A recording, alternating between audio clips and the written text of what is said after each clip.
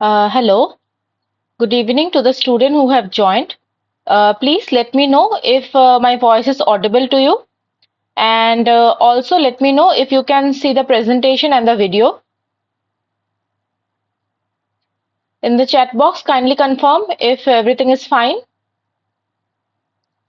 Okay, thank you so much. So we will wait till it's 6 p.m. and then we will start today's session. Meanwhile, please wait. Don't leave the class. We will start shortly.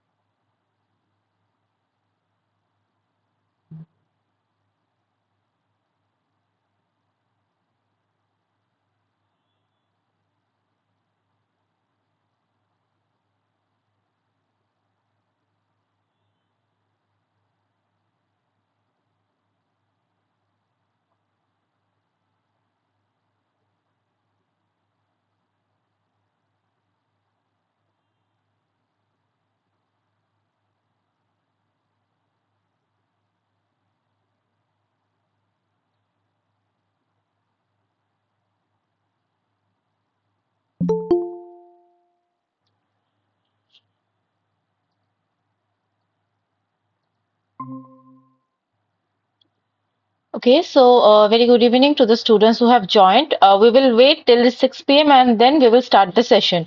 Meanwhile, let me know if my voice is audible to you and if there is any issue with the audio and video, please let me know. Okay. I hope you can see the presentation. If not, let me know.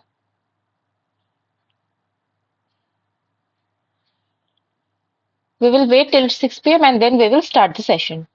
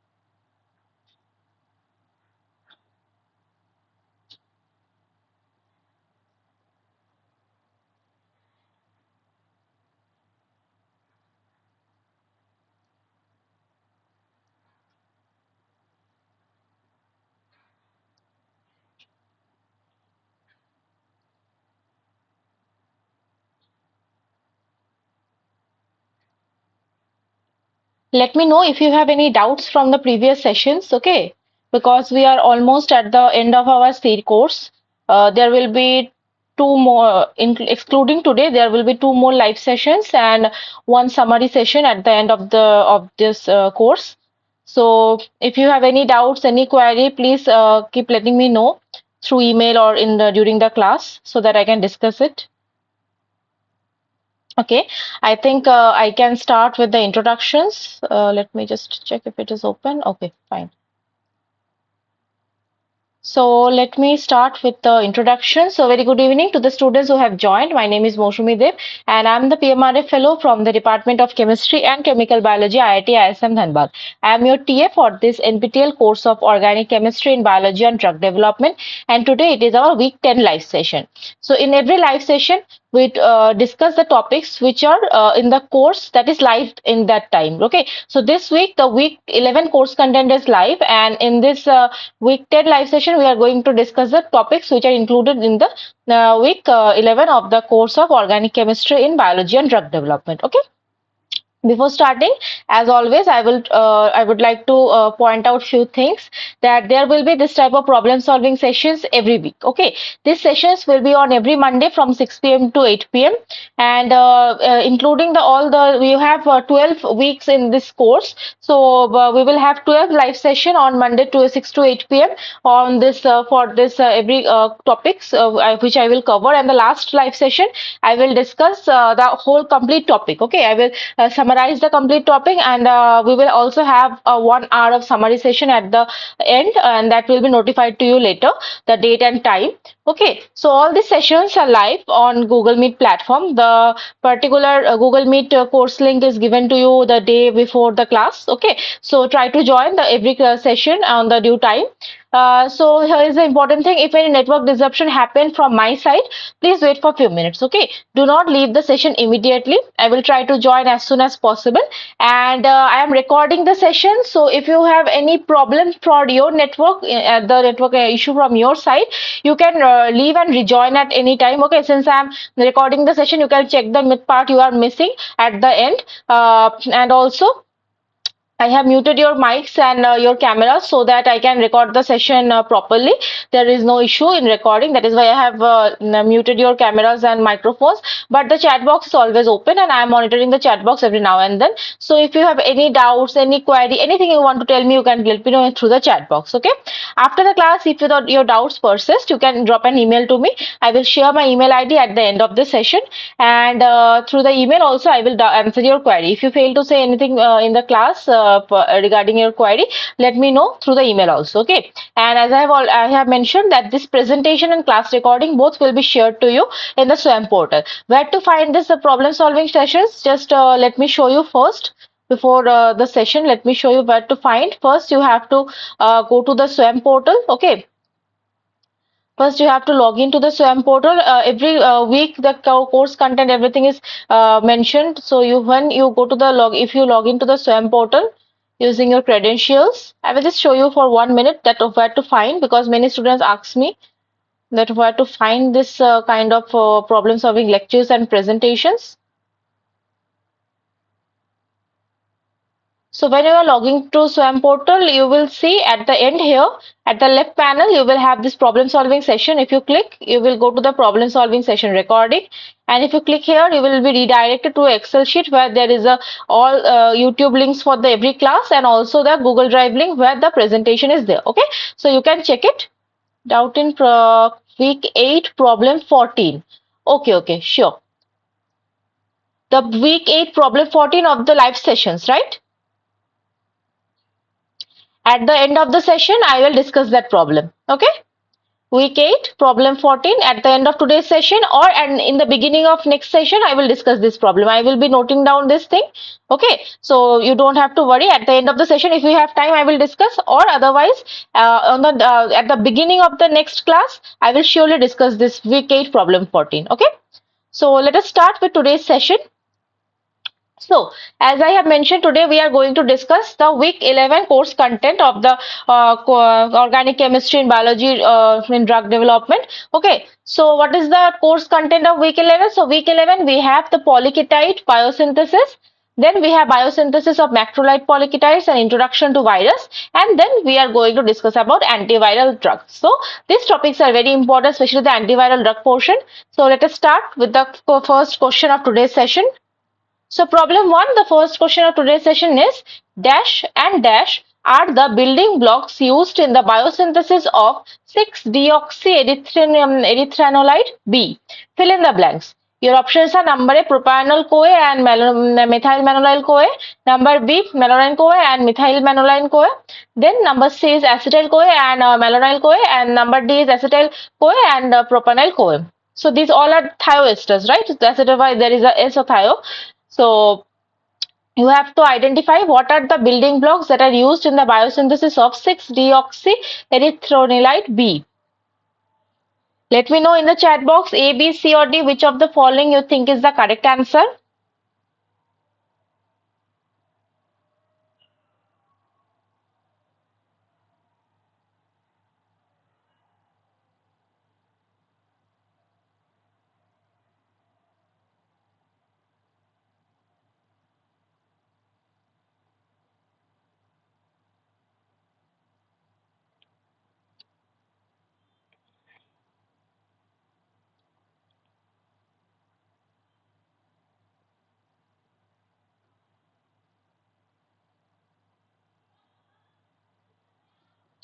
What are the building blocks used in the biosynthesis of 6-deoxy-erythronolide B? You have to identify the correct building blocks.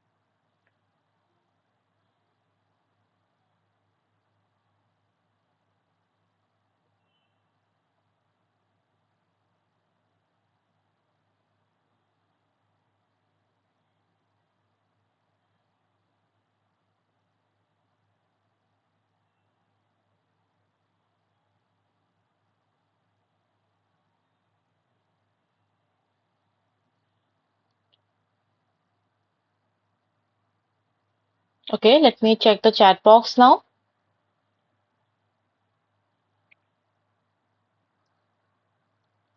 Okay, I have two answers. Both are saying it is number C.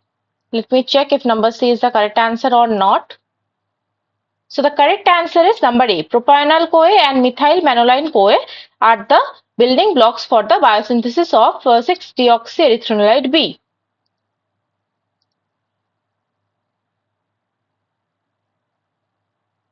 Okay, 1 second.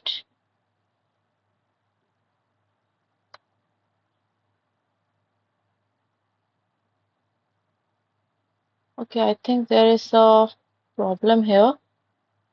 Okay, 1 second.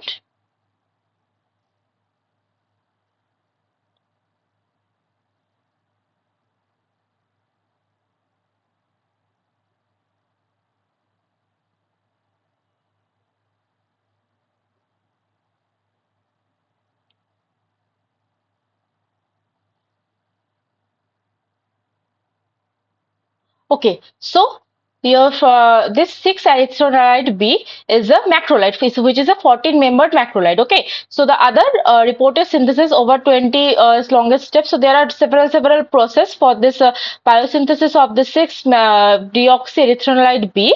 So the biogenic precursor to this is the biogenic precursor to the erythromycin A and B, erythronolide A and B, and 9-S-D hydroerythronolide A. So these are the starting material for the biosynthesis of deoxyerythronolide 6-deoxyerythronolide B. Okay, so this is the propionyl CoA and this is the structure of methyl malonyl CoA. Okay.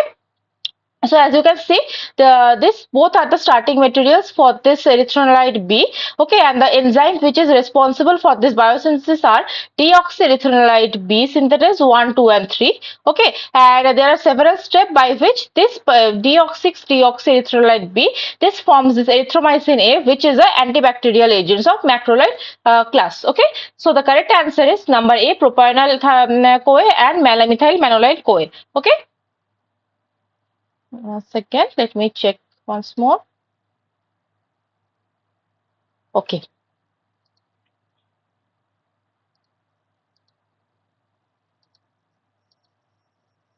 Okay, so number A was the correct answer for this problem number 1, which is the propionyl CoA and methyl manonyl CoA. Now I will go to the next problem. So problem number 2 says the cofactor for the conversion of acetyl CoA to malonyl CoA is, your options are number A, NADP, number B, biotin, number C, ADP, and number D, TPP. Which is the cofactor of the conversion of acetyl CoA to malonyl CoA?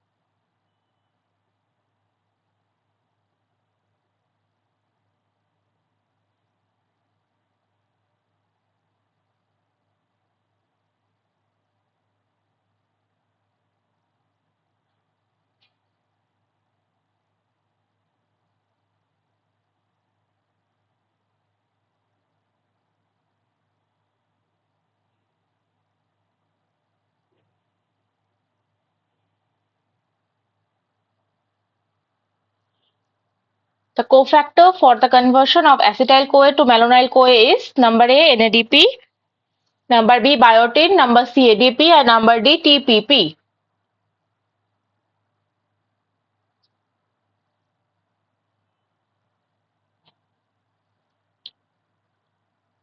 Let me know in the chat box which is the correct cofactor for the conversion of acetyl CoA and malonyl CoA.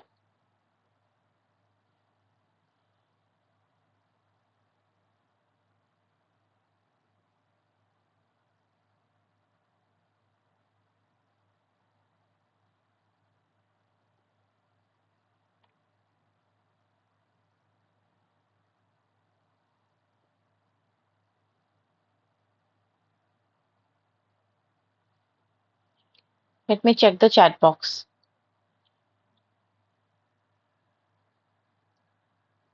Okay, I have one answer which says it's number B. Okay, let me check if number B is the correct answer or not.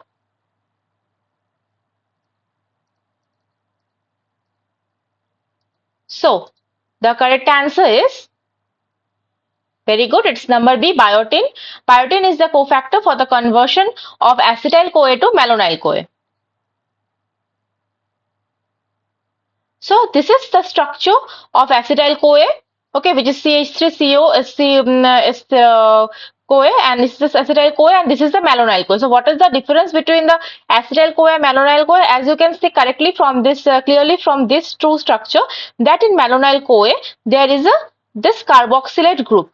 In place of a hydrogen of this methyl, we have a carboxylate group in malonyl-CoA, whereas in acetyl-CoA there is no carboxylate group. So the group which is transferred from acetyl-CoA to malonyl-CoA is the carbon dioxide or carboxyl in the form of carboxylate. Okay. So what is the cofactor which is responsible for this transformation? It is the biotin cofactor. Okay, which incorporates this carbon dioxide or carbonic or COO group in a particular substrate. And the side reaction is the conversion of ATP to ADP and PI. And the enzyme which is responsible for this conversion is the acetyl-CoA carboxylase. So this is the structure of the biotin. As you can see, this structure, this is a bicyclic compound which has this kind of urea type of structure here, which is NHCONH, and then we have this two 5-member ring are conjugated with each other with a R group. Okay, so how this particular group or how this particular biotin transfers this carboxylate group? So at first, what happened? There is a carbon dioxide and ATP. So ATP is converted to ADP and PI, and the carboxylase is the enzyme. This carboxylase enzyme, what does it do? It incorporates the CO2 into with the in the nitrogen of the biotin. Okay, and then this carbon dioxide group is transferred to the substrate, and the biotin is released as it is. Okay, and the substrates can be different substrate. One example is the acetyl-CoA to malonyl-CoA conversion, where biotin is the cofactor. Other examples where the biotin is the cofactor for the similar type of transformations are pyruvate to oxalomalonate, then propionyl-CoA to D-methylmalonyl-CoA, then beta-methyl crotonyl-CoA to beta-methyl gluconyl-CoA. So these are the substrates where the carbon COO group is transferred by the biotin cofactor and the carboxylase enzyme. Okay, so yeah, the correct answer was the biotin. So now I will go to the next problem. So problem number 13 says linking of the building blocks in polyketide biosynthesis pathway is similar to a reaction. Your options are number A, Claisen condensation, number B, aldol condensation, number C, Diels-Alder reaction, and number D, Michael addition. So linking of the building blocks in polyketide biosynthetic pathway is similar to which reaction? Number A, Claisen condensation reaction, number B, aldol condensation reaction, number C, Diels-Alder reaction, and number D, Michael addition reaction. You have to identify the correct one. Let me know in the chat box A, B, C or D which of the following you think is the correct answer.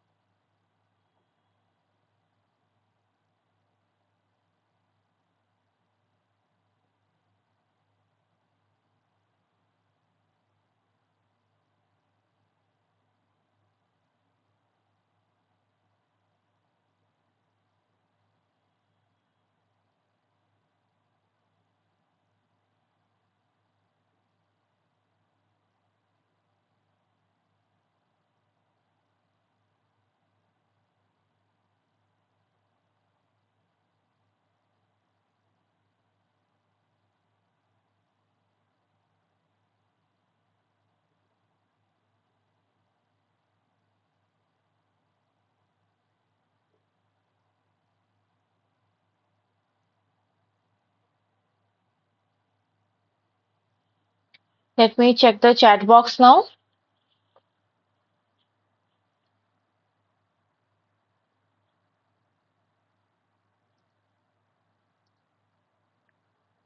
Okay, so I have answer as one as D and another as both A and B. Okay, let me check which of the following will be the correct one.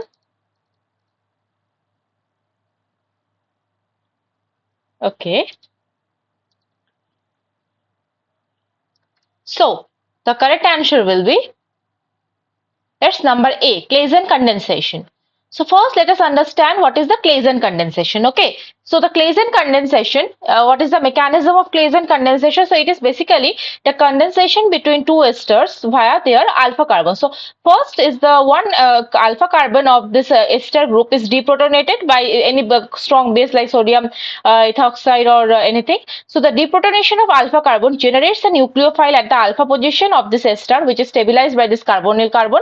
Okay, and then the another carbonyl carbon of this ester group, which is acts as a electrophile, and this nucleophile electrophile attack leads to the loss of the leaving group, and we have this alpha beta diketoester. Okay, this alpha beta ketoester or alpha we have this beta ketoester is very acidic proton which is removed by the base. Okay, and this acidic proton, therefore the acid workup is needed in case of the beta ketoester. So this is the structure of a beta ketoester. As you can see, there is a alpha carbon and then is a beta carbon. In the beta carbon is a ketone, that is why it is known as the beta ketoester.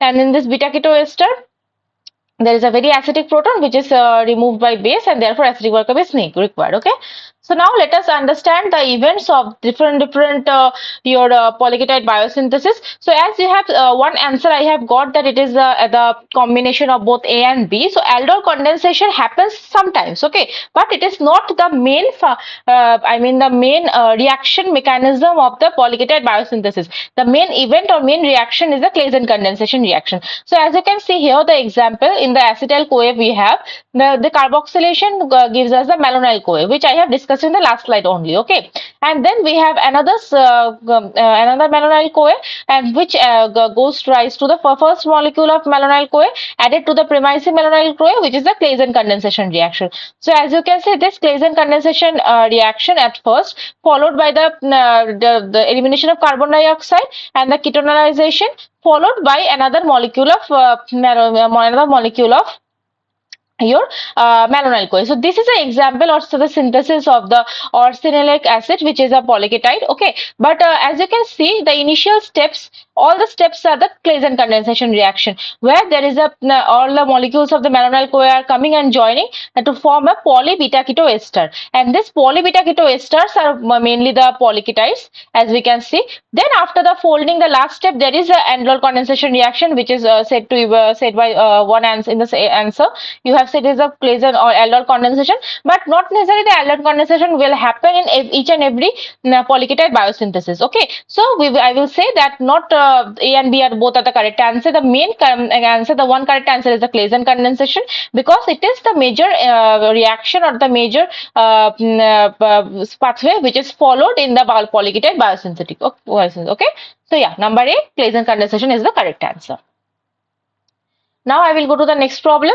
So problem number 4 says the sequence of the enzymes involved in the fatty acid biosynthesis is, your options are number A, ketosynthetase, ketoreductase, dehydratase, enolyl reductase, number B, dehydratase, ketoreductase, oxidoreductase and ketosynthetase, number C, enolyl reductase, dehydratase, ketosynthetase, ketoreductase, and number D, ketoreductase, ketosynthetase, enolyl reductase and dehydratase. So which is the correct sequence of enzymes involved in the fatty acid biosynthesis? The sequence of the enzymes involved in the fatty acid biosynthesis is number A, ketosynthetase, ketoreductase, dehydratase, enolyl reductase, number B, dehydratase, ketoreductase, oxidoreductase, ketosynthesis, number C, enolyl reductase, dehydratase, ketosynthesis, ketoreductase, and number D, ketoreductase, ketosynthesis, enolyl reductase, dehydratase. Identify the sequence of enzyme involved in the fatty acid biosynthesis.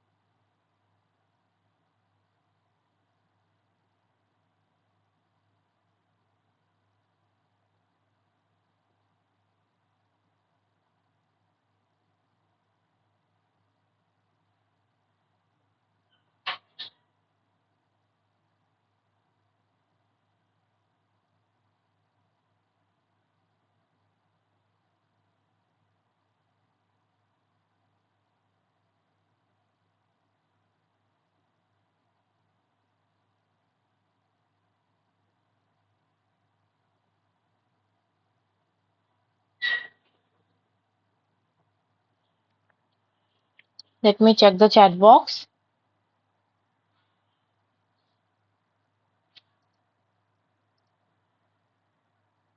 Okay, I have one answer which says it's number A. Let me check if number A is the correct answer. So the correct answer will be, yes, it's number A. Very good. Ketosynthetase, ketoreductase, dehydratase, and aniline reductase. So first let us understand what are the fatty acids and what is the function of the fatty acids. So fatty acids are the four major physiological roles. First, fatty acids are building blocks of the phospholipids and glycolipids. Many proteins are modified by the covalent attachment of fatty acids which target them to membrane locations. Fatty acids are fuel molecules. They are stored as tricycliglycerols. Fatty acids are mobilized from tricycliglycerols are oxidized to meet the energy needs of the cell and organism. Fatty acid derivatives serves as the hormones and the intracellular messengers, that is the steroid sex hormones and the prostaglandins.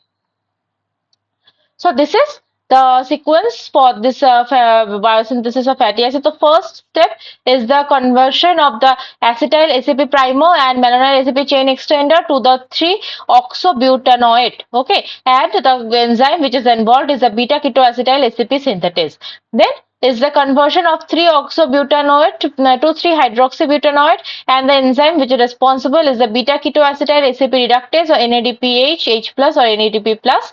Then we have this 3-oxobutanoate is converted to 3-hydroxybutanoate by the enzyme beta hydroxyacetyl ACP dehydratase. Then 3-hydroxybutanoate converted to trans-2-butanoate by this aninyl ACP reductase enzyme. And then the last step is the 6-butanoate, which is butanoate is which is with the 6-malonyl ACP is converted to the 16:0 CoA, which in the with the help of the enzyme thioesterase, and this is the type 1 fatty acid synthesis. Okay. So these are the enzymes.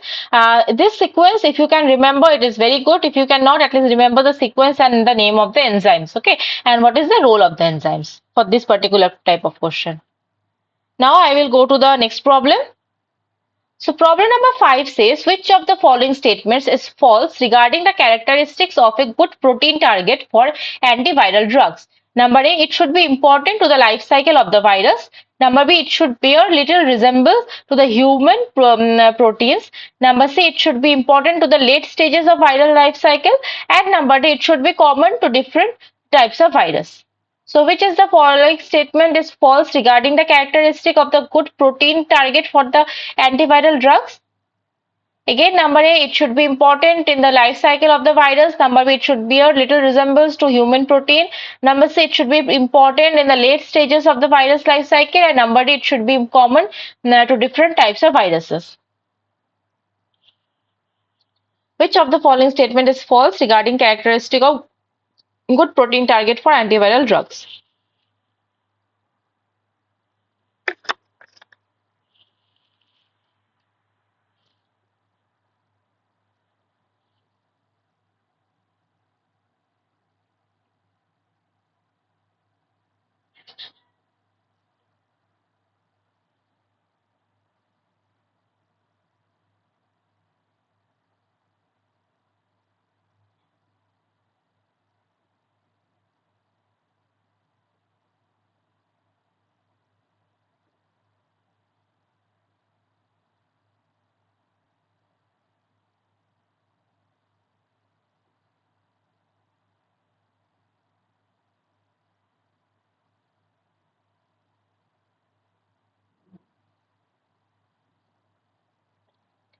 Read all the statements carefully and then let me know which of the following you think is the incorrect statement regarding a good protein target for antiviral drugs characteristics.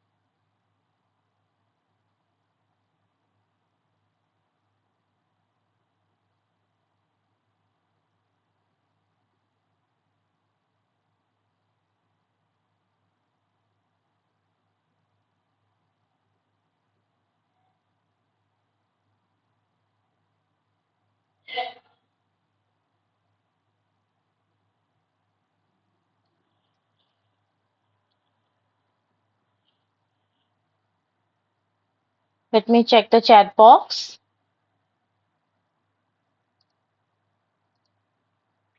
Okay, I have one answer which says number B is the correct one. Let me check if number B is the correct one or not. Okay. So the correct answer means the statement which is false regarding the characteristic of a good protein target for antiviral drugs is it's number C, which says it should be important to the late stages of the virus life cycle. Okay, so this is not necessary that the good protein target will be important for the, in the only the late stages of viral life cycle. So virus, okay, it can be important in the any stage of the virus life cycle. Okay, it can be in the early, in the mid, or in the late stage. So we cannot say specifically that it is the important with the in the late stages of virus life cycle. And the other statements which says the first one is that it should be important to the life cycle of the virus, which is correct. Okay, it is should be this should be important for the overall life cycle of the virus. Okay, not mentioning the late or early. Then number B, it should bear a little resemblance to human protein. This statement is very important character correct. This statement is correct, and it is a very important characteristic of a very good protein target for antiviral drugs, because if the drug target for the antiviral drug is a protein, and this protein is not resemble with the human protein, that is which we require. Otherwise, if it has a very much resembles with the human proteins, the viral protein target, then what will happen? The antiviral compound which we are designing targeting the viruses, it will not it will also not only it will kill the virus, it will also I mean it will also be harmful for the humans, because it will if it attacks or it binds with the human protein, it will cause different type of toxicity for the humans. Okay, now number last statement which says it should be common to different types of virus, which is also correct, because you cannot design a different targets for different viruses. There should be some common antiviral drugs which will act on different of a range of a virus. Okay, so let us now understand what are the different antiviral drug target. First, let us see. So antiviral agents can be of two types. First, they can target the viral function, and the second, they can target the cellular function that virus needs. The targeting viral function can be different type. There are different enzymes which can the particular antiviral drug can attack, which first one is the nucleic acid polymerase, then protease, then integrase, then neuraminidase. And nucleic acid polymerase can be of three type. One is DNA dependent DNA polymerase, again is the RNA dependent RNA polymerase, and the third one is a DNA dependent RNA polymerase. So what are the characteristics? The key characteristic of antiviral drugs, it should be able to enter the cells infected with virus, interfere with the viral nucleic acid synthesis or regulation. Some drugs interfere with the ability of virus to bind to cells. Some drugs stimulate the body's immune system. The best responses to antiviral drugs are in the patients with a competent immune system.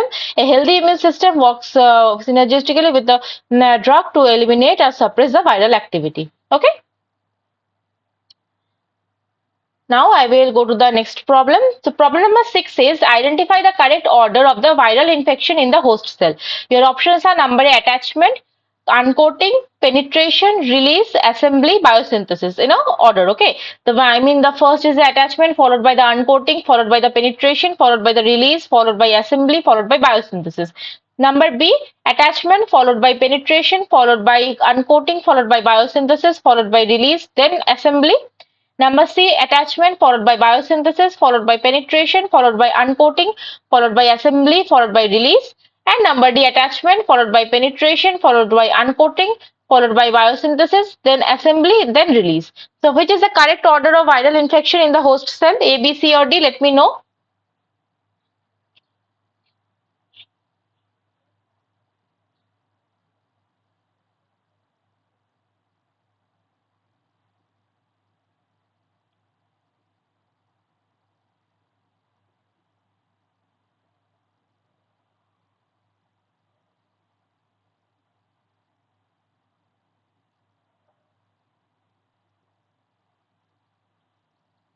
Identify the correct order of viral infection in the host cell.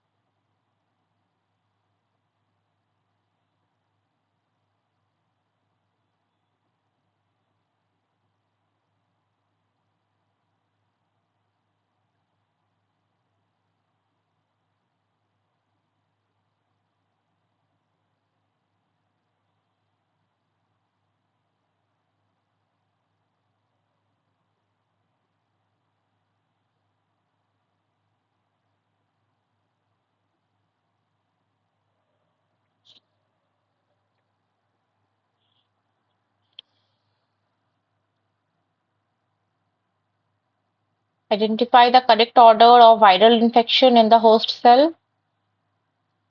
A, B, C, or D, which of the following will be the correct answer?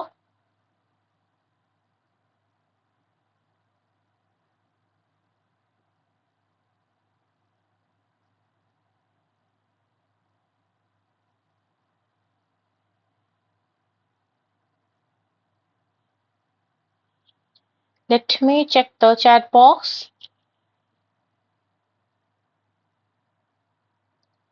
Okay, I have an answer which says it's number D. Let me check if number D is the correct answer or any other option is correct for this question. So the correct answer is very good. It's number D. Attachment followed by penetration followed by uncoating, then biosynthesis, then assembly, and then release. Okay. So steps in viral infection. Most viruses follow a similar series of steps in the viral reproductive cycle. Attachment, penetration, uncoating, replication, assembly, and release. Once inside the host cell, a viral DNA or RNA is released and can begin with interact with the internal cell machinery. Viral DNA can direct transcription of the viral mRNA, which is then translated into the viral proteins. Viral RNA can be used as a template to make more viral mRNA and proteins. RNA retroviruses use reverse transcription to make viral DNA, which is then transcribed and translated. Regardless of the mechanism, the objective is same, more variants. New variants are released when damage of the host cell causes lysis, or when the host cell undergoes the apoptosis, which is the programmed cell death. And some viruses are released through the budding, which releases one variant at a time and spares the host cell. So first step is the attachment step. So where here is an example of the with the influenza virus. So this is the normal host cell. This is the nucleus of the host cell. Okay, and this is the host epithelial cell, and this is the influenza virus. So first is the attachment when the influenza virus becomes attached to the target epithelial cell. Then penetration. What happens during the penetration? The cell engulfs the virus through the endocytosis. Number three is the uncoating, where the viral contents are released inside the epithelial cell cytoplasm. Then number four is the biosynthesis. Here the viral RNA enters the nucleus and where it is replicated by the viral RNA polymerase.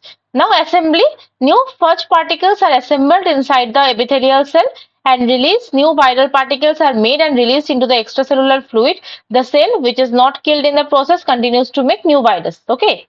So this release can happen by two part. One can be through the lysis of the host cell, or which is when the cell goes to the programmed cell death and the virions are released, or it can be released through budding when one virion is released at one time and the host cell is intact. Okay, so this is the correct order. Now I will go to the next problem. Problem number 7 says, which of the following enzymes is responsible for incorporating viral DNA with the host DNA? Your options are number A, reverse transcriptase, number B, protease, number C, integrase, and number D, DNA polymerase. So which of the following enzyme is responsible for incorporating viral DNA with host DNA?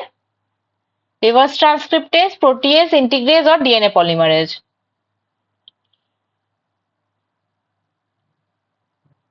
I will wait for 2 minutes, then I will check the chat box. Let me know which of the following will be the correct answer.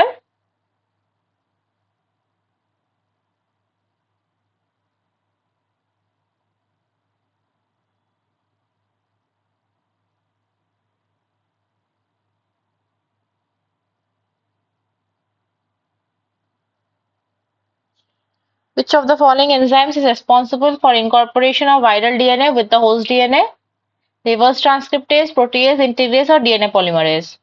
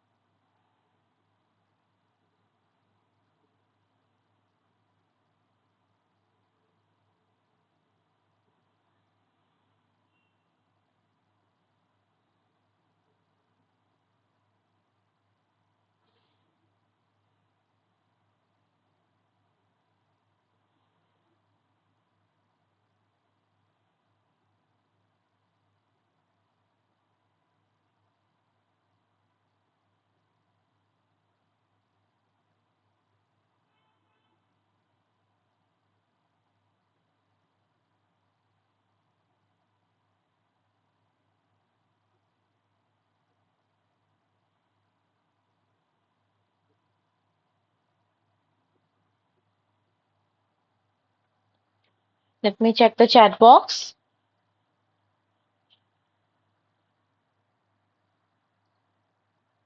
Okay, number C is the given answer, I think, for this question. Let me check if number C is the correct answer or not. So the correct answer is yes, it's number C. Integrase is the enzyme which is responsible for incorporating viral DNA with the host DNA. So this is an example and the structure of the HIV virus, okay, and the life cycle of the HIV virus in the host T cell. So these are the different portion of the virus, okay. The first is the outside layer, and then they have a different proteins. Important ones are GP120 and GP41. Then we have the integrase enzyme, reverse transcriptase enzymes. This is the viral envelope, okay. This is the inside portion. The hexagon portion is known outside is known as the capsid. Here we have the P7 and P9, P17, P24, and single strand rRNA. So the first step is the absorption or the attachment and the absorption of the particular virus into the T cell, host T cell. And here what happens, this virus releases RNA, and this RNA is converted to the viral DNA by the reverse transcriptase, okay. And this this DNA is incorporated to the host DNA with the help of the integrase, and this integrase release this the viral RNA, and this RNA is converted to the polyproteins, and it gives rise to the viral proteins by the protease, and then a budding of this particular site of this cell will release the new viral particle, okay. So the integrase is the important enzyme which incorporates the viral DNA to the host DNA. So number C was the correct answer. Now I will go to the next problem. Problem number 8 says the HIV protease enzyme is symmetrical, whereas mammalian proteases are not. What significance might this have? Your options are number A, inhibitors of HIV protease enzyme must also be symmetrical. Number B, it may be possible to design inhibitors that prove selective to HIV protease over mammalian protease. Number C, only symmetrical substrates are cleaved by the HIV protease. Number D, there is no specific significance of this structure of the HIV protease. So which of the following is the correct answer? Again, I will repeat, the HIV protease enzyme is symmetrical, whereas the mammalian proteases are not. What significance might this have? Your options are number A, inhibitors of HIV protease enzyme must also be symmetrical. Number B, it may be possible to design inhibitors that prove selective for the HIV protease over the mammalian protease. Number C, only symmetrical substrates are cleaved by the HIV protease. And number D, there is no significance.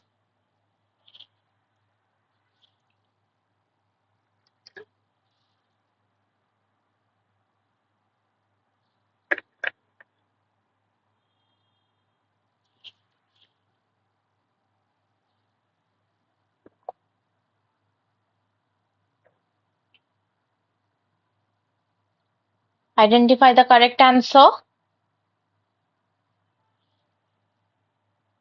What is the significance of the symmetrical structure of HIV protease, or there is no particular significance for the same?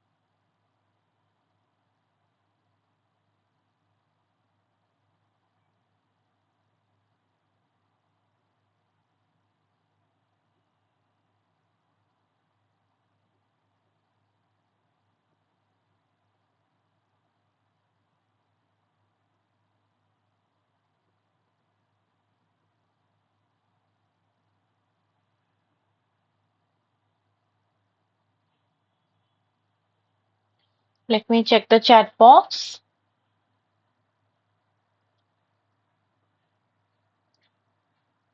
Okay, I have one answer which says number B. Let me check if number B is the correct answer or not. Yes, number B is the correct answer. It may be possible to design inhibitors that prove selective for the HIV protease over mammalian protease. This is the significance of the symmetrical structure of mammalian protease. I have already discussed when I was discussing about the good protein targets for the antiviral agents. So that the particular compound or the particular protein which you are planning to target as to develop the antiviral drugs, it should not have any resemblance with the similar, the similar human counterpart. Okay, like mammalian proteases have a particular structure and the HIV proteases have a particular structure. So there is a significant difference between two structures because HIV protease has a symmetrical structure whereas mammalian protease do not have this symmetric structure. So now because of the symmetric structure of HIV protease which is absent in the mammalian protease, there are many instances where you can design a particular inhibitor that will specifically bind to the symmetrical HIV protease and it will not bind to the mammalian protease. From this thing, the particular selectivity generates, which is very important for any kind of drug discovery. Okay. So HIV protease enzyme, this is the structure of HIV protease. It is a symmetrical dimer made up from two identical protein units, each consisting of 99 amino acids. The active site is the interface between the protein units and so symmetrical with the twofold symmetry. Okay. The enzyme has a broad substance specificity, can cleave a variety of peptide bonds and viral polypeptide, but crucially, it can cleave the bonds between the proline residue and aromatic residue such as phenylalanine and tyrosine. Moreover, the symmetrical nature of the viral enzyme is active site is not present, which is mammalian proteases, again suggesting the possible drug selectivity. Okay. So this is the significance of the symmetrical HIV protease enzyme, which is a very good target for the anti-HIV drugs.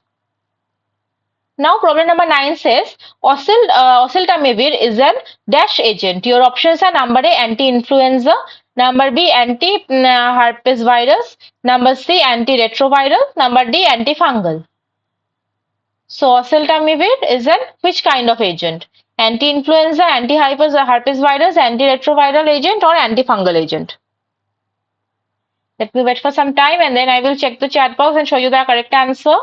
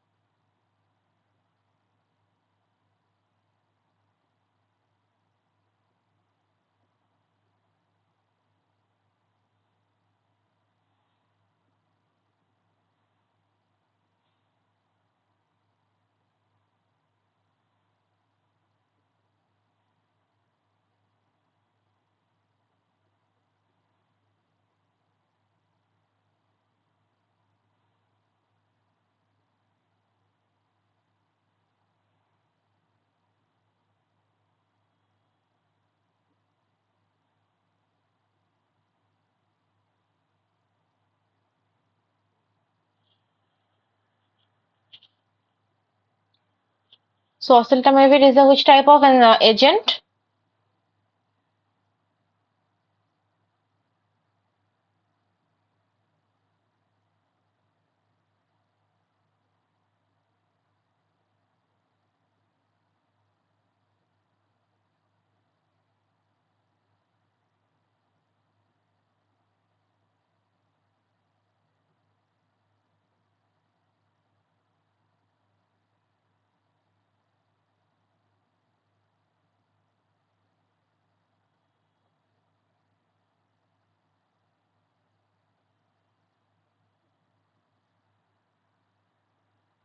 Let me check the chat box. Okay,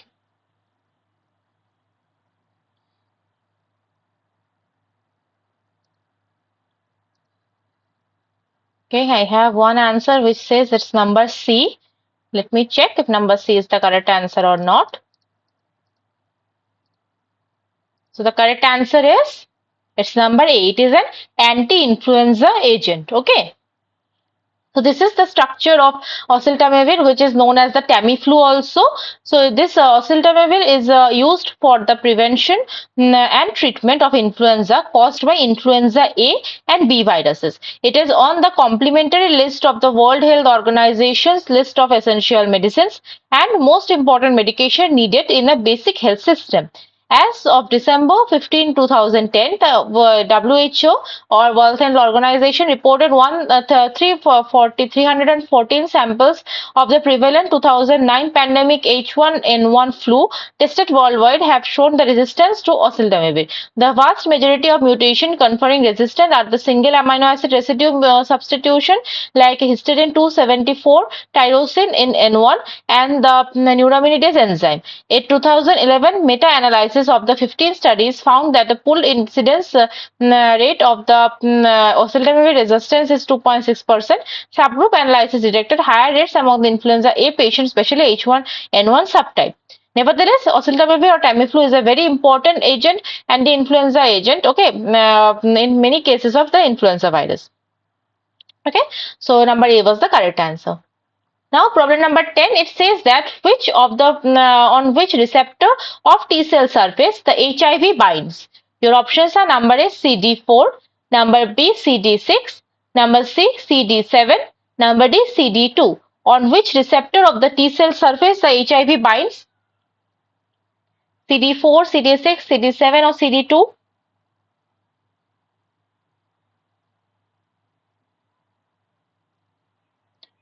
Let me know in the chat box.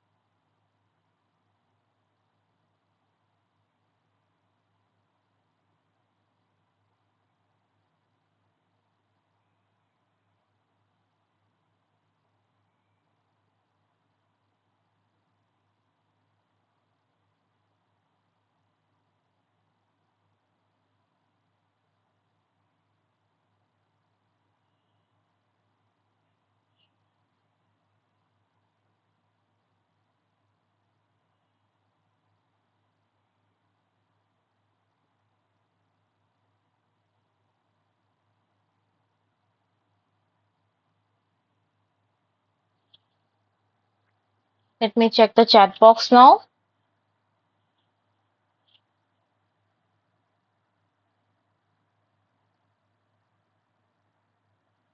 Okay, I have two answers which says it's number A. Let me check if number A is the correct answer or not. So the correct answer is yes, it's number A, CD4. CD4 is the receptor of the T cell where the HIV binds. Okay. So this is again is the life cycle of HIV, but it is in more detail, so which I will discuss. So first, let us discuss about the structure of the HIV virus. So here is the inside here we can see this is kind of nucleus. So here in the particular virus, it looks like a nucleus. Okay, so it is known as the capsid. the outside, and in the inside we have the protease enzyme, reverse transcriptase enzyme, RNase and integrase enzymes. Okay, outside we have a coating, okay, the viral coating which has a particular proteins. The important ones are the GP41 and GP120, which are these ones. So this on the cell, on the outside of the T cell, there are several receptors. So important receptor is the CD4 receptor, and which have two co-receptors, which is the CX CRV or C5 CCR5. Okay, so first step is the binding step. On the surface of a T cell, HIV binds to a CD4 receptor and one of the two co-receptors, CXCR4 or CCR5. Okay, this is the first step. Now followed by the fusion. So what happens during the fusion? The virus fuses with the host cell membrane and releases its genetic material or RNA into the cell. So as you can see here, it is fused. The virus is fused with the particular T cell, and this viral materials are released into the cytoplasm of our host cell.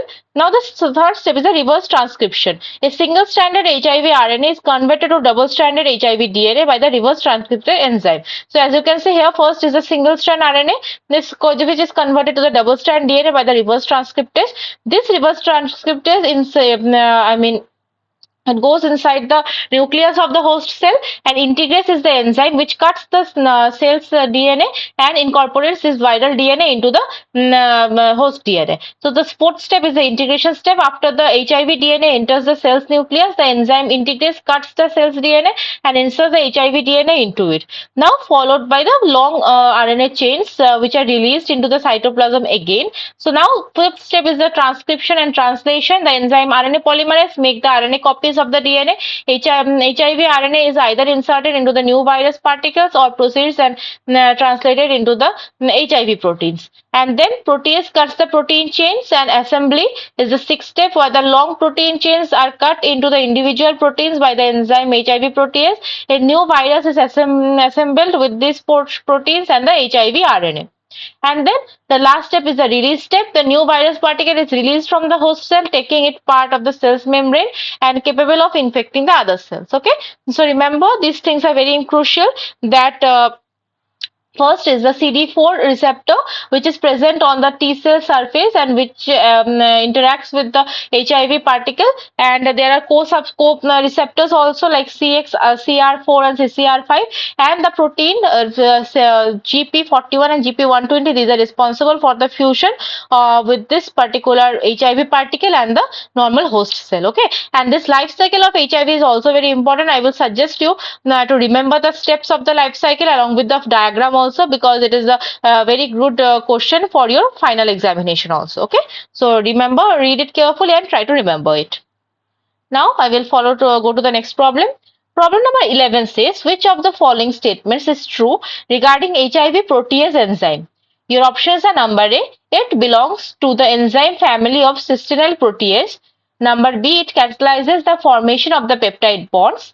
Number C, active site structure contains the cysteine moiety. Number D, it active site structure contains the aspartic acid. Identify the true statement regarding the HIV protease enzyme. Number A, it belongs to the enzyme family of cysteine protease. Number B, it catalyzes the formation of the peptide bonds. Number C, active site structure contains the cysteine moiety. Number D, active site structure contains the aspartic acid.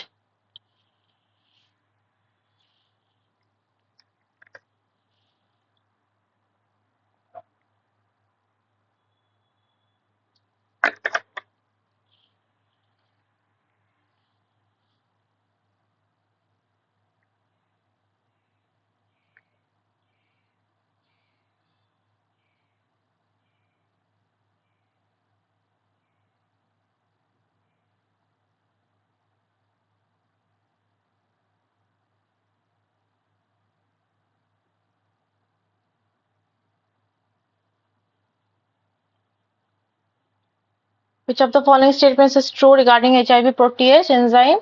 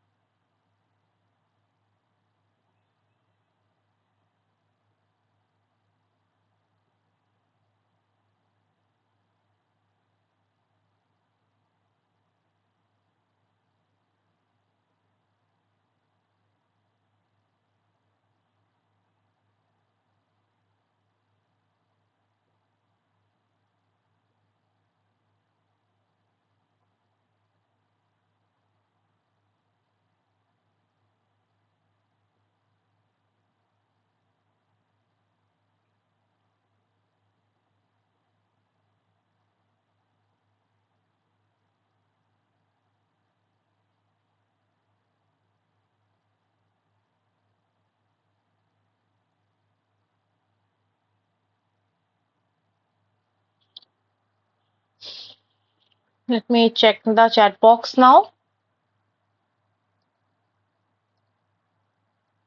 Okay, number D is the given answer. Let me check if number D is the correct answer or not. So the statement which is true regarding the HIV protease is, yes, it's number D. Active site structure contains the aspartic acid.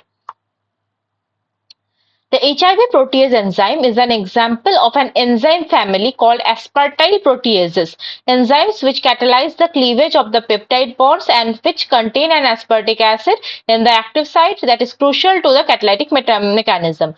The enzyme is relatively small and can be obtained by synthesis. Alternatively, it can be cloned and expressed in the fast-growing cells, then purified in the large quantities. The enzyme is crystallized with or without an inhibitor bound to the active site, making it an ideal target for the structure-based drug design, where the extracrystallographic studies of enzyme inhibitor complexes allow the design of the novel inhibitor. This is the structure of the HIV protease, which have a C2 symmetry. So the HIV protease enzyme is symmetrical dimer made up of the two identical protein units, each consisting of 99 amino acids. The active site is at interface between the protein units and is also symmetrical with two-fold rotational or C2 symmetry. The amino acids aspartate 25, threonine 26, and GLY 27. These are the each monomer are located. Like I said, 27 are each monomer are located on the floor of the active site, and each monomer provides a flap to act as a sealing. The enzyme has a broad substrate specificity and can cleave a variety of peptide bonds in viral polypeptides, but crucially, it can cleave bonds between a proline residue and an aromatic residue like phenylalanine, aniline, and tyrosine. The cleavage of a peptide bond next to proline is unusual but does not occur in mammalian proteases such as rennin, pepsin, capsaicin D, and so chances of achieving selectivity against HIV protease over mammalian proteases are good.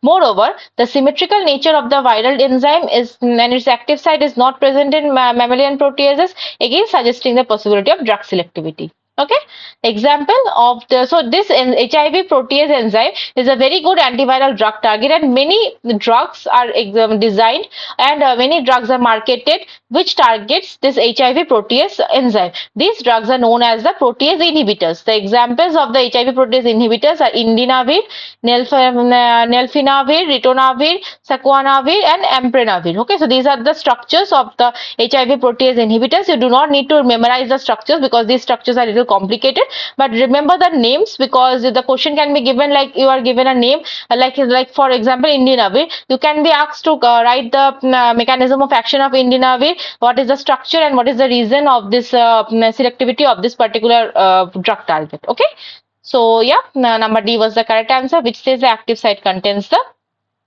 aspartic acid. Okay, so now I will go to the next problem.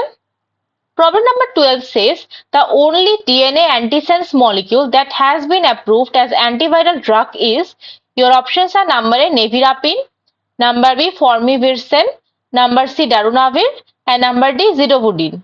So which of the following DNA is the only DNA antisense molecule that has been approved as the antiviral drug? Nevirapine, formivirsen, darunavir, or zidovudine?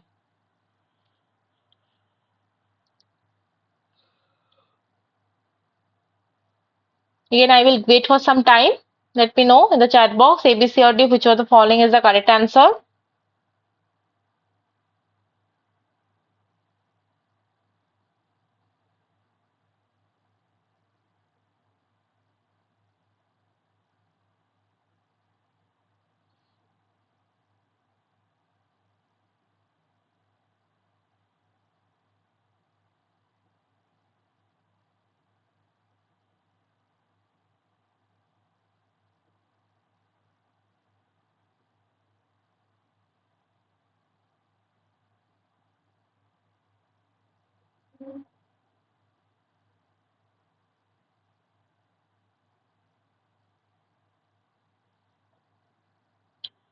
The only DNA antisense molecule that has been approved as antiviral drug is which one?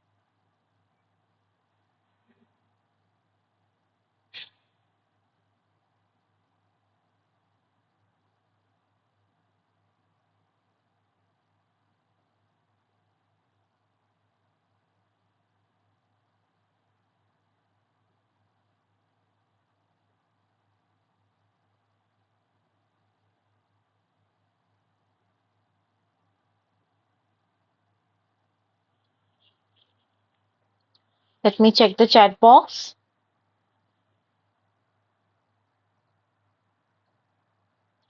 Okay, I have one answer which says it's number B. Let me check if number B is the correct answer or not. So the correct answer is very good. It's number B. Formivircin is the only DNA antisense molecule that has been approved as an antiviral drug.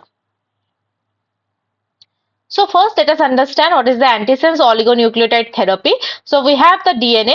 So from DNA, the transcription mRNA forms, and the translation gives us to the disease-associated proteins. But in the antisense oligonucleotide therapy, an antisense drug or antisense oligonucleotide is designed, which acts as a which after the DNA transcription, the mRNA forms and it binds. The antisense drug binds with this mRNA, and this RNase degrades the RNA, but no translation happens. Okay, so no disease associated proteins can be produced. So this is the antisense oligonucleotide therapy. This is the structure of the formivircin. Okay, and this is the more large extension. So is the what is the role of this particular oligonucleotide, antisense oligonucleotide? The first one is the prevention of 5 cap formation. Then number two is the module. Then the number two is the here, as you can see, it binds. So this is the pre-mRNA which is here, the pre-mRNA. So the oligonucleotide, which what it will happen? It will prevent the 5 prime cap formation. Then it will modulate the RNA splicing. Okay, and number three, modulate the polyadenylation. Then number fourth step is the RNase H1 degradation, which will degrade this mRNA and cleave the mRNAs. Okay, and then is the translation inhibition. Because of this because of this particular oligonucleotide, this inhibition translation is inhibited, and microRNA inhibitions are also happen, and the natural antisense transcription inhibition also happens. So these are the ways through which this oligonucleotide can inhibit the formation of the disease-associated proteins in the in a antisense oligonucleotide therapy. Okay. So now next question. Problem number 13 says, how many modules are involved in the formation of the macrocyclic core in the erythromycin biosynthesis? Your options are number A 7, number B 8, number C 6, and number D 3. How many modules are involved in the formation of the macrocyclic core in the erythromycin biosynthesis? 7, 8, 6, or 3?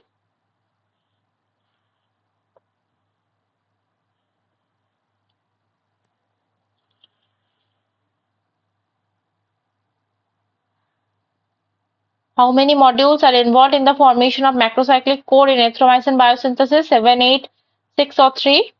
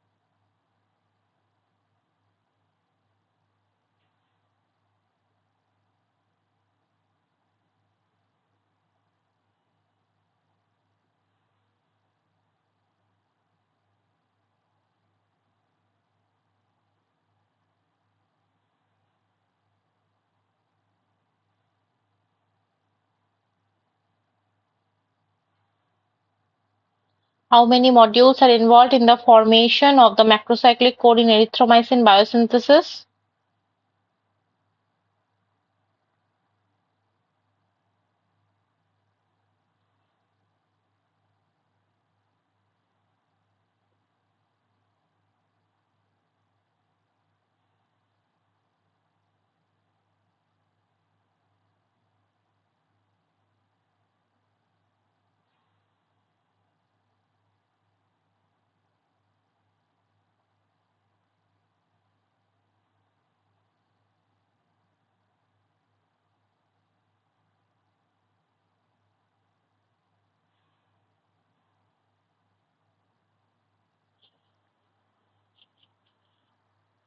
Let me check the chat box.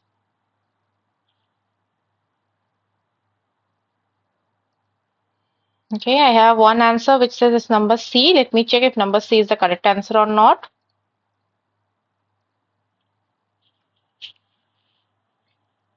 So the number of modules present involved in the formation of the macrocyclic code in the erythromycin biosynthesis is,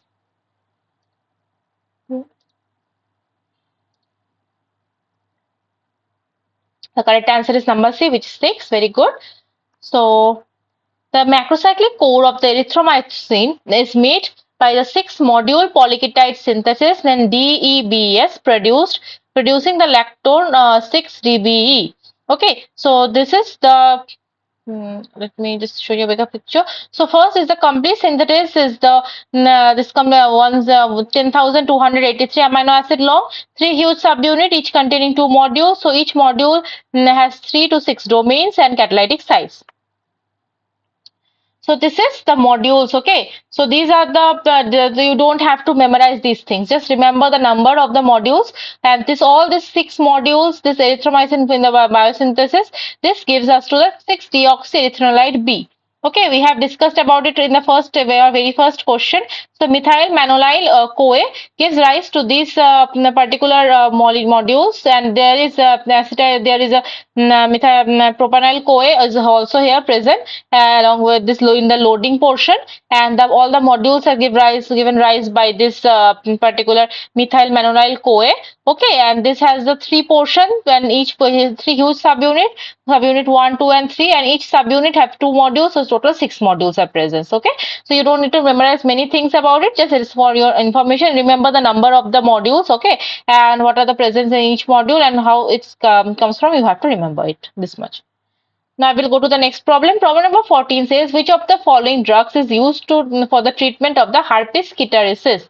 Keratosis. Okay. Now, which of the following drugs is used for the treatment of herpes keratosis? Your options are number A, desiclovir, number B, valacyclovir, number C, trifluridine, and number D, foscarnet. Which of the following drugs is used for the treatment of herpes keratosis? Desiclovir, valacyclovir, trifluridine, and foscarnet.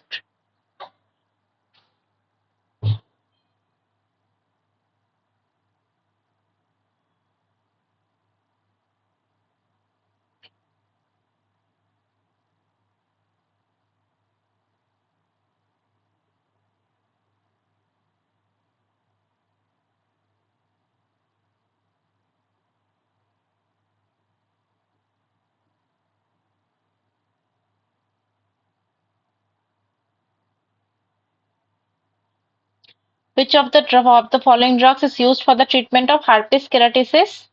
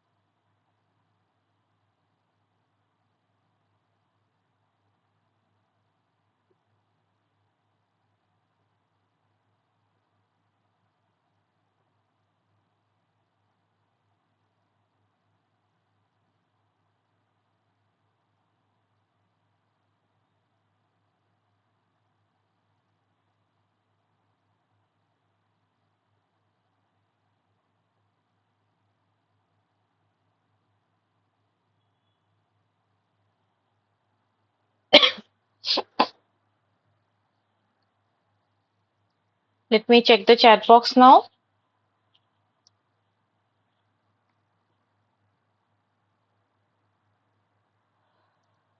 Okay, the answer which is pinned, I think it is the correct answer, which is given is number B. Let me check which of the following is the correct answer, if number B is the correct one or not. So the correct answer is the drug which is used for the treatment of the herpes keratosis is number C, trifluridine. This is the structure of the trifluridine. Okay.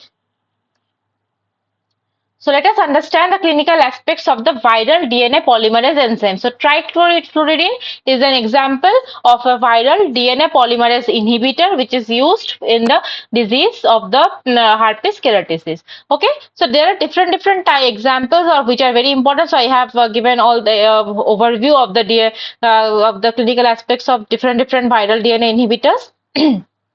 DNA polymerase inhibitors. First is the acyclovir, which is represented a revolution in the treatment of the herpes infections, being the first relatively safe, non-toxic drug to be used systematically. It is used for the treatment of the infection due to the herpes simplex 1, HSV1 and 2, HSV2, that is herpes simplex encephalitis and genital herpes, as well as the varicella zoster viruses or VZV, that is the chickenpox and shingles. Unfortunately, the strains of the herpes are appearing which are resistant to acyclovir.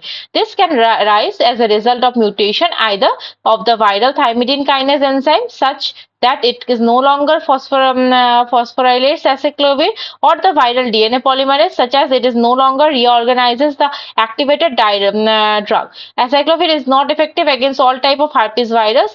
There are 8 herpes viruses that are divided into 3 subfamilies. Acyclovir is effective against the alpha subfamilies but not the beta subfamily because the latter produces a different thymidine kinase that fails to phosphorylate the drug. This is also a very good question that what is the reason of the drug resistance of the acyclovir. Okay, what is the reason acyclovir is not used for the treatment of herpes virus? Then we have the valaclovir. So valaclovir is a valine prodrug of acyclovir and is particularly useful in treatment of VZV infection. When this prodrug is given orally, blood levels of acyclovir is obtained which are equivalent to those obtained by intravenous administration. We have the deciclovir is another prodrug of acyclovir, but it is the same time more toxic, thus limiting its potential. Ganclovir is phosphorylated by thymidine kinase produced by both alpha beta subfamilies of the herpes virus and can be used against both viruses. Unfortunately, the drug is not safe as acyclovir because it can be incorporated into the cellular DNA. Nevertheless, it can be used for the treatment of the cytomegalovirus or CMV infections. This is the virus which causes eye infection that can lead to blindness. Acyclovir is not effective in this infection because CMV does not encode a viral thymidine kinase. Ganciclovir, however, can be converted to its monophosphate by kinases other than thymidine kinase. As ganciclovir has a low oral bioavailability, the valine product valganclovir has been introduced for the treatment of CMV infections. Then we have the penclovir, which is essential for the same spectrum of activity as acyclovir but has a better potency, faster onset and longer duration of action. It is used topically for the treatment of the cold sores HSV1, intravenously for the treatment of HSV in immunocompromised patients like acyclovir. Penciclovir has a poor bioavailability and poorly absorbed from the gut because of its polarity. Therefore, famciclovir is used as a prodrug for the better absorption. Then we have the cidofovir is a broad spectrum antiviral agent which shows the selectivity for viral DNA polymerase and is used to treat the retinal inflammation caused by CMV. Unfortunately, the drug is extremely polar and has a poor bioavailability, around 5%. It is also toxic for kidneys and can be reduced by a co-administrating probenectol. Okay. We have idoxumidine, which can be used to topical treatment of herpes keratosis, but Trifluridine is the drug of the choice for this disease because it is effective at a low dose frequencies. We have the viradofrin, which is early antiviral drug, but acyclovir is now generally preferred. Then we have the foscarnet, which is used to the treatment of the CMV retinitis, where approximately equal activity of acyclovir. It can also be used for immunocompromised patients for the treatment of HSV and VZV strains, which prove resistance to acyclovir. It does not undergo metabolic activation. Okay. So remember, trifluridine is the drug of choice for the herpes schistosomiasis because it is effective in the low dose frequencies. Okay. Now I will go to the next problem. Problem number 50 says, which of the following is the structure of the stavudine drug? A, B, C or D. Which is the following is the correct structure for the stavudine drug? Let me know in the chat box, A, B, C, D, which is the correct structure of the stavudine drug?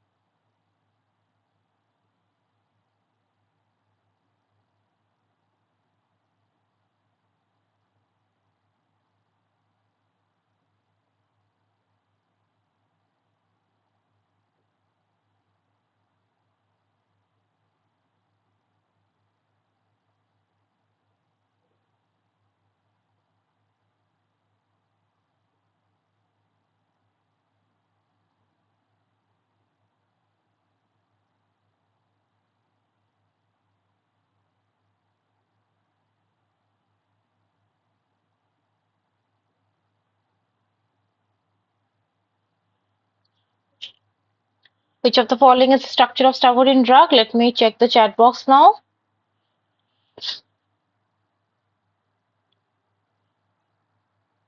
Okay, I have answer which says it's number B. Let me check if number B is the correct answer or not.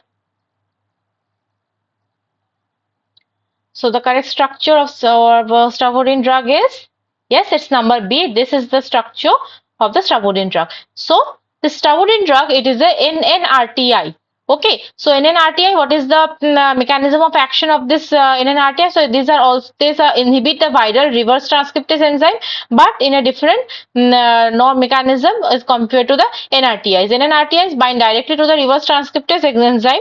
The viral DNA do not DNA RNA do not convert with the double strand DNA. This enzyme, this viral RNA to double strand DNA conversion is catalyzed by the reverse transcriptase, but this NNRTI, or this is the full form of it, this is the non-nucleoside reverse transcriptase inhibitors. They do directly reverse, they bind directly to this enzyme, and then that's how this conversion do not happen. So, what is the clinical pharmacology of stravudine? So, stravudine is a nucleoside analog of thymidine. Now, it is a phosphorylated by the cellular kinase into the active triphosphate. Stravudine triphosphate inhibits the HIV's reverse transcriptase by competing with the natural substrate thymidine triphosphate. The reverse transcriptase is the enzyme the virus uses to make a DNA copy of its RNA in order to insert the genetic material to the host DNA. Okay. So, number B was the correct answer. Now, problem number 16 says, which of the following is the correct set of enzymes for the following transformation? Number A, thymidine kinase followed by esterase. Number B, esterase followed by cell kinase. Number C, thymidine kinase followed by aldehyde oxidase. And number D, esterase followed by aldehyde kinase. This conversion, from this to this, what is the correct set of enzymes responsible for this transformation? Number A, thymidine kinase followed by esterase. Number B, esterase followed by cell kinase. Number C, thymidine kinase followed by aldehyde oxidase. And number D, esterase followed by aldehyde kinase. Which of the following is the correct set of enzymes for the following transformation?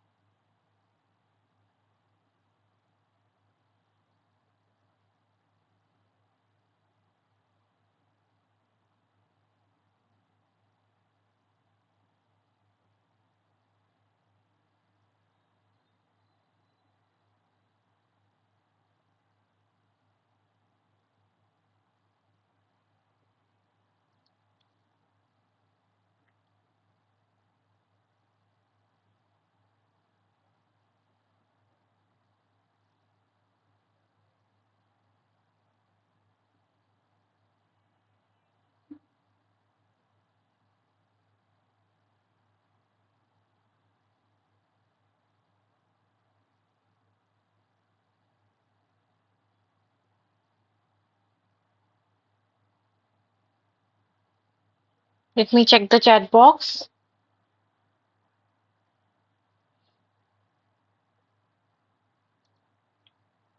I have received one answer saying it's number A.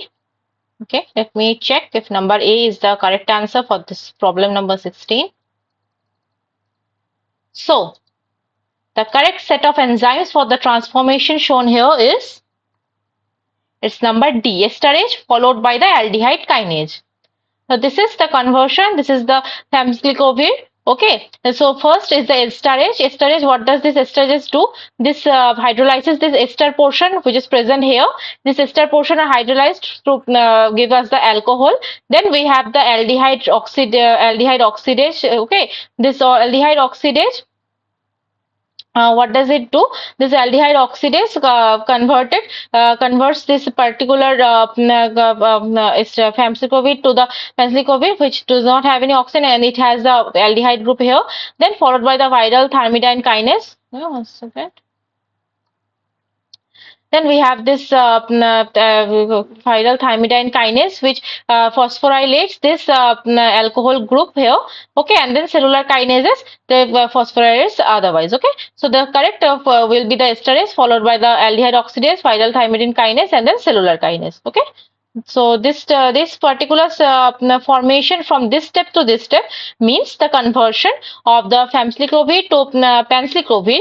This the correct set of enzymes are the esterase and aldehyde oxidase. Okay, it will be aldehyde oxidase, not kinase. 1 minute.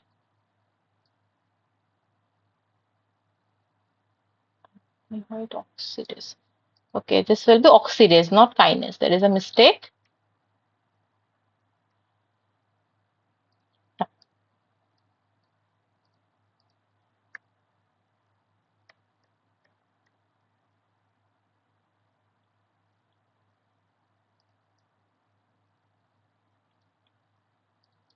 Okay, so the correct set of enzymes is the esterase followed by the aldehyde oxidase. So what does the esterase is doing? Esterase is hydrolyzing this portion to give us this alcohol group from this ester group, and the particular aldehyde oxidase, it oxidizes this portion and give us a aldehyde group here. Okay, the ketone group here. Now problem number 17, it says which of the following statements is false regarding the NRTIs. Your options are number A, they have good oral bioavailability. Number B, they act against both HIV-1 and HIV-2. Number C, they are less toxic than NNRTIs. And number D, they are excreted through the kidneys. Which of the following statement is false regarding NRTIs? Number A, again I will repeat, which of the following statement is false regarding NRTIs? The options are number A, they have good oral bioavailability. Number B, they act against both HIV-1 and HIV-2. Number C, they are less toxic than NNRTIs.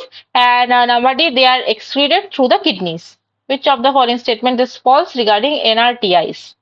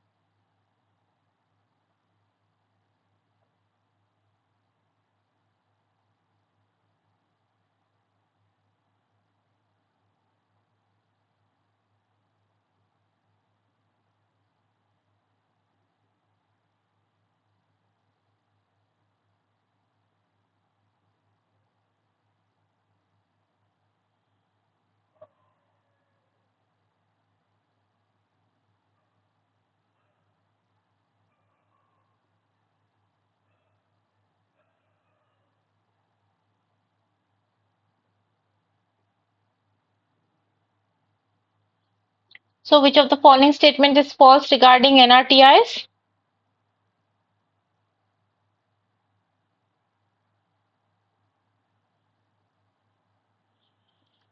Let me check the chat box. Okay, I have one answer. So, okay, I have two answers. Both are saying it's number C. Let me check if number C is the correct answer. So, the correct answer is yes, it's number C. They are less toxic than NNRTIs. This statement is false. So, clinical aspects of the reverse transcriptase inhibitors. Nucleoside reverse transcriptase inhibitors or NRTIs. NRTIs are currently used as part of the combination therapy for combating HIV. Generally, NRTIs have good oral bioavailability, are bound minimally to plasma proteins and are excreted through the kidneys. They also act against both HIV-1 and HIV-2. However, they are often associated with the toxic side effects. Zidovudine was the first anti-HIV drug to reach the market, but can cause severe side effects, some side effects such as the anemia. Dedonosine was the second anti-HIV approved for use to and reached the US market in 1988. However, there is a risk of toxicity in pancreas. Abacavir is approved in 1998 and is used successfully in children. Combination with how the protease inhibitors nelfinavir and saquanavir. However, life-threatening hypersensitivity reactions are reported in some patients. Tenofovir discofricil was approved for HIV-1 treatment in 2001. It remains in infected cells longer than many other antiretroviral drugs, allowing for once daily dosing, but it can have toxic effects on the kidneys. It can be used alongside the Emtricital between which is relatively free from the toxic side effect. Other NRTIs used against HIV include the lamivudine and stavudine. Lamivudine is less toxic than zidovudine and also approved for the treatment of hepatitis B. Zalcitabine is an NRTI which acts against the hepatitis B, but long-term toxicity means it is unacceptable from the treatment of the chronic viral diseases which are not life-threatening. Adefovir dipixavir was approved by US Food and Drug Administration or FDA in 2002 for the treatment of the chronic hepatitis B. It is also active in viruses such as CMV and herpes. Non-nucleoside reverse transcriptase inhibitors or NNRTIs compared with the NRTIs, the NNRTIs show higher selectivity for HIV-1 reverse transcriptase over the host DNA polymerase. As a result, NNRTIs are less toxic and have fewer side effects. Unfortunately, rapid resistance emerges if a NNRTI is used on its own, but it does not occur if NNRTI is combined with an NRTI from the start of the treatment. NNRTIs are restricted to the HIV-1 activity and are generally metabolized by the liver. They can interact with the other drugs and bind more strongly, and plasma protein, nevirapine, nevirapine, efavirenz, delaviridine, etarviridine, and relpiridine is the NRTI currently approved by the FDA and for the treatment of the HIV. Okay, so the statement which says they are less toxic than NRTI, this is false because NRTI or the nucleoside reverse transcriptase inhibitors are mostly toxic, but when they are combined with the NNRTI, the toxicity is less and effectivity is more. Okay. I will go to the next problem. Problem number 18 says, which of the following statement is false regarding the adamantans? Your options are: number A, they are known as ion channel disruptors. Number B, they inhibit the replication of the influenza A virus by blocking the matrix protein channel. Number C, with the change in concentration, their mechanism of action changes.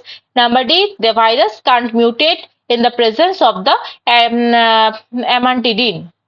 So which of the following statements is false regarding adamantans? Again, I will repeat. Number A, they are known as ion channel disruptors. Number B, they inhibit the replication of the influenza A virus by blocking the matrix protein channel. Number C, with the change in concentration, their mechanism of action changes. Number D, the virus cannot mutate in the presence of the amantadine.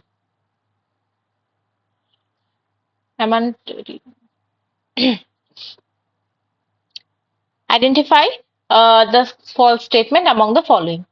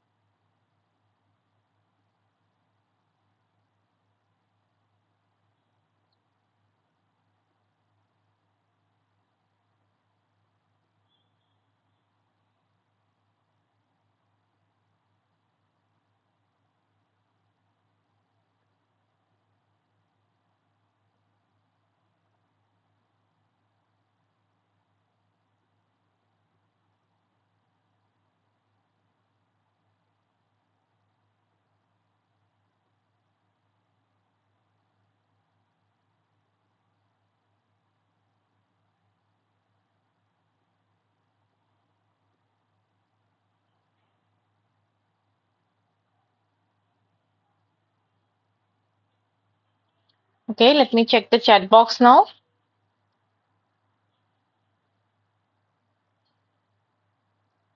Yeah, I have one answer which says it's number A. Let me check if number A is the correct answer or not.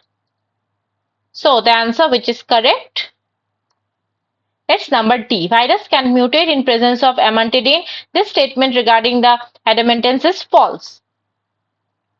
So ion channel disruptors or adamantans. The adamantans, this is the structure of the adamantans. One is the amantadine. This is the structure of the amantadine, and this is the structure of the rimantadine. So adamantans were discovered by random screening and are the earliest antiviral drugs used in the clinically against flu, decreasing the incidence of the disease by 50 to 70%. Amantadine and rimantadine are related adamantans with similar mechanism of action and can inhibit the viral infection in two ways. At low concentration, I mean less than 1 microgram per ml, they inhibit the replication of the influenza A viruses by blocking the viral ion channel protein called matrix M2 protein. At higher concentration, I mean greater than 50 microgram per ml, the basic nature of the compounds becomes important and they buffer the pH endosomes to prevent the acidic environment needed for the HA to fuse with the viral membrane with the endosome. This mechanism inhibits the penetration and uncoating of the virus. Unfortunately, the virus can mutate in the presence of the amantadine to form resistant variants. Amantadine binds to a specific region of M2 ion channel and resistant variant have mutations which alter the width of the channel. Research carried out to find analogs which might still bind to these mutants proved unsuccessful.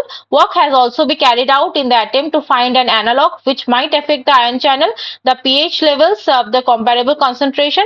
This is focused on secondary and tertiary amines that increase basicity and as well as the alteration of the structure to reduce activity for the ion channel. The rationale is that the resistant flu variants are less likely to be produced if the drug acts on different targets at the same time. Rimantadine was approved in 1993. It is a less toxic alternative of amantadine for the treatment of influenza A. Unfortunately, neither agent is effective against influenza B as this virus does not contain the matrix M2 protein. The side effects are also a problem, possibly owing to the effects of the host cell ion channel. Okay, so number D option, which says the virus can mutate in the presence of amantadine, is false. Now I will go to the next problem.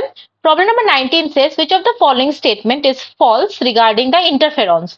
Your options are number A, they are classified as a broad spectrum antiviral agent. Number B, they are small neutral proteins. Number C, beta interferon are generated from lymphocytes. And number D, immunomodulators are used to induce interferon production. Which of the following statements is false regarding interferons? Number A, they are classified as a broad spectrum antiviral agent. Number B, they are small neutral proteins. Number C, beta interferons are generated from lymphocytes. And number D, immunomodulators are used to induce the interferon production. Identify the false statement.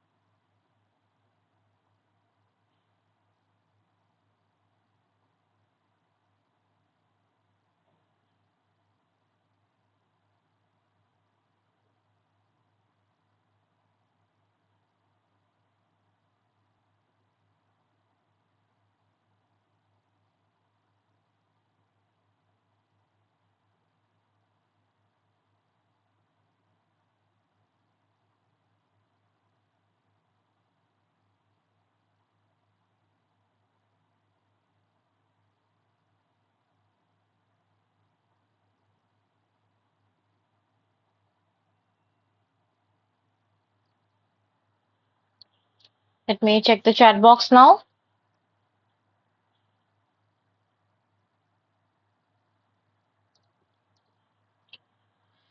Okay, I have received two answers. Both are saying it's number C. Let me check if number C is the correct answer. So the statement which is false regarding the interferons is, yes, it is number C, which says beta interferons are generated from lymphocytes. So interferons are small natural proteins that were discovered in 1957 and which are produced by the host cells as a response to the foreign invaders. Once produced, interferons inhibit the protein synthesis and the other aspects of the viral replication in the infected cells. In other words, they shut the cell down. This can be described as an intracellular immune response. Administering interferon to patients has been seen as a possible approach to treating flu, hepatitis, herpes, and colds.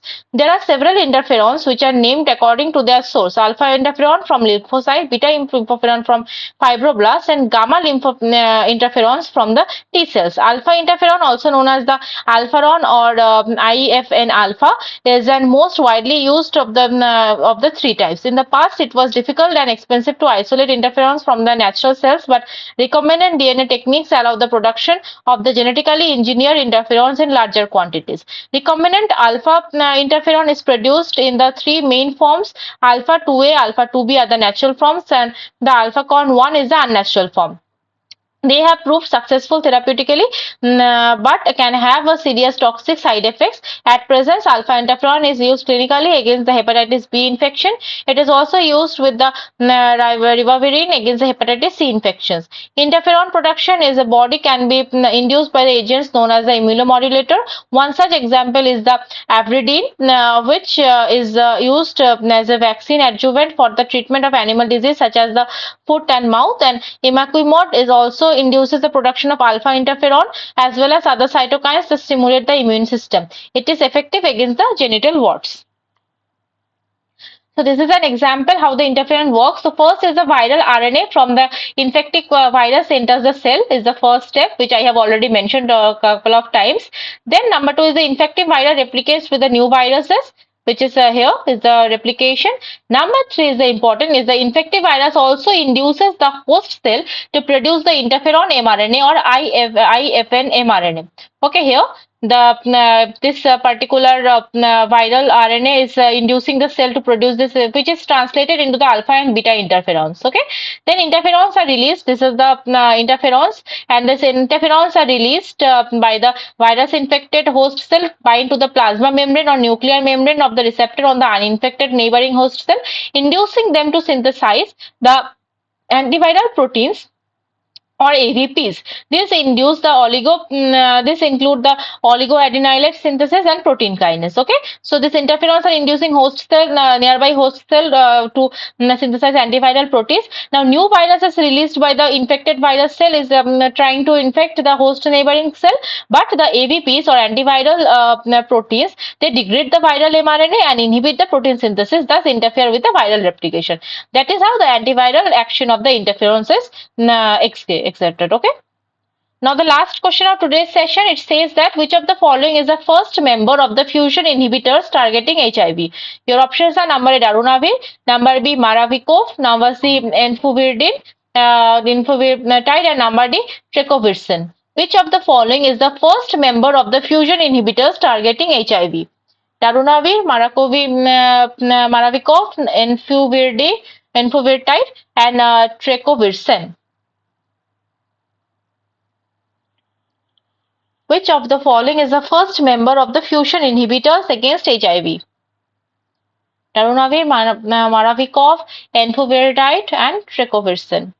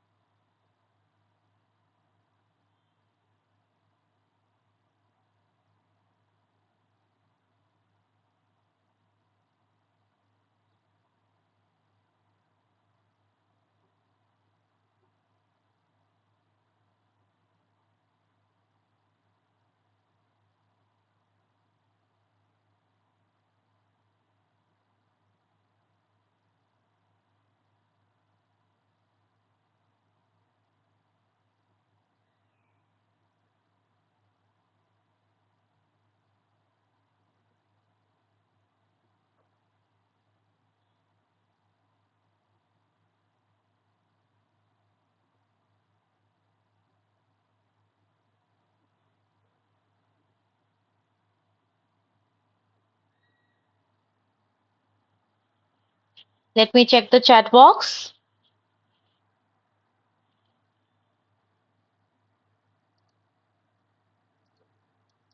Okay, the answer is given as number C. Okay, let me check if number C is the correct answer for this question or not. So, for the first member of the fusion inhibitors targeting HIV is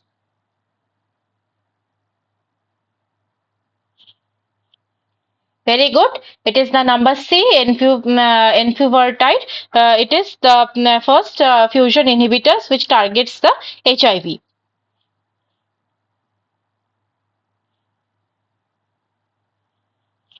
So other agents under study for the treatment of HIV include the integrase inhibitors and the cell entry inhibitors. Okay, one second.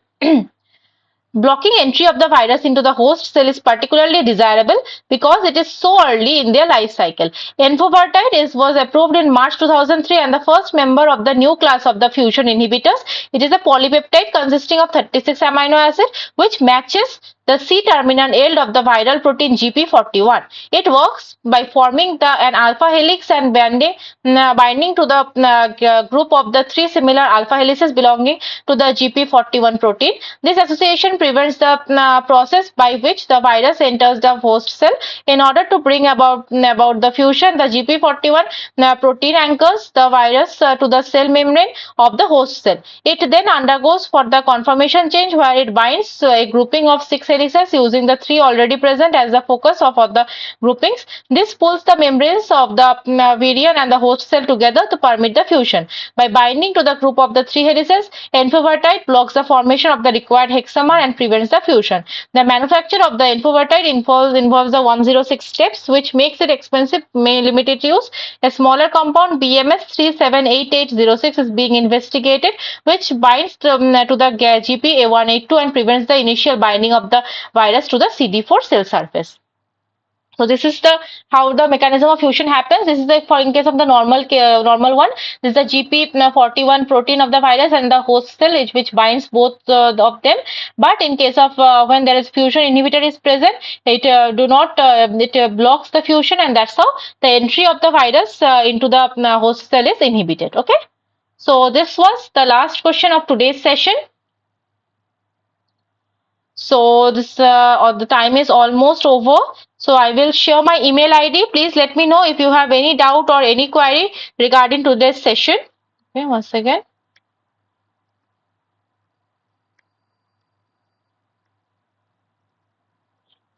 So this is my email ID. So I think you have a doubt regarding the week 8 problem 14. Let me quickly just check what is the problem 14 of week 8. So okay. This problem is related to the cholinergic receptors, right? Okay, so today we don't have much time, and the cholinergic receptor is a very large topic to discuss. In the end of our course, I will have 2 summary sessions. Okay, so I think it will be better if I can discuss the cholinergic receptors in detail in those summary session. Will it be fine with you?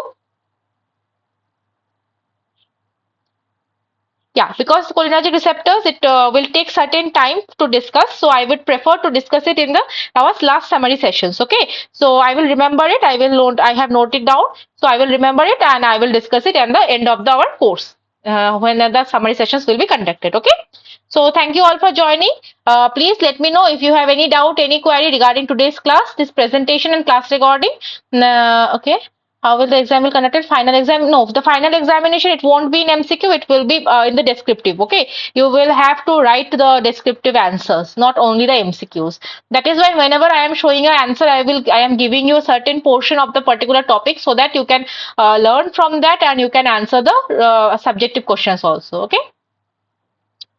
So if you have any further doubts or queries, let me know through the email ID. Okay, and also I will we will now let's meet in the next class of our live session. Today it was our week 10 live session. Thank you all for joining. I will close the session for today.